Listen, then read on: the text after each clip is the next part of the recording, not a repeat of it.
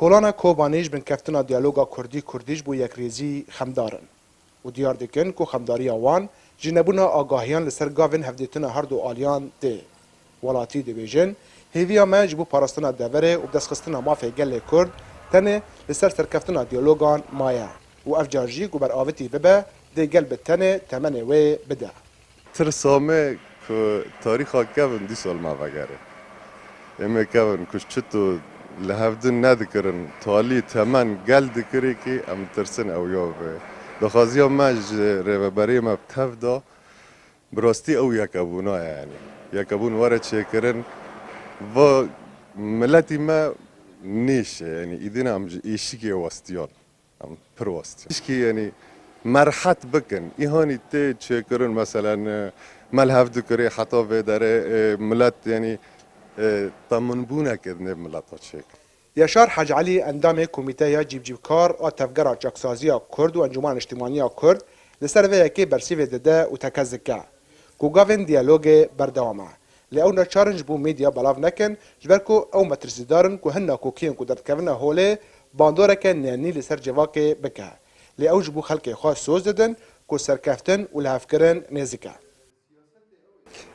براستی او مترسي وانا جي حقينا وقرق عاملك بيج ضغطيل سر اطرافي انا معرقل جيفي بيكوني في كالوستي كو او هوات سيخوا او عرقلات اخوا لبيشي راكن وبيك بي اما وكان جمانون شتماني كرد ام بويرانا كو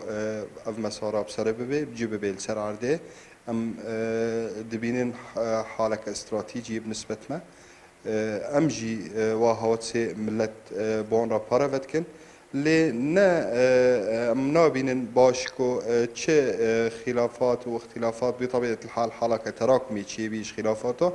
دا كفنا او خلافتنا دا كفنا سر ميديا سر اعلامي از بيمو باندورا خو نريني به لسر حاله سياسي ولسر مزاج جواكي مسار بيكتي بسرت به اري خطوات خو ده حد كده كيمن تشكي وقتيت خونه لی ام پیرانکو اب مسارا کی پیک هاتی به نه تنه اتفاقك چه به روسیا ام هر دو طرف سیاسیش بر هفت راب خلک کوبانی ده هیام چند سالین کریزا سوری پر ایش و آزار جشر و کشبری دیتن جبرویه که او به بردوامی ده مترسی ده دجین نامزه پشتی داگه کرنا گره سپی و سرکانی جالی ترکیفا لوما او به بالداری یک ریزیا کردی ده شوپینن رضوان بیزار کردستان 24 کوبانی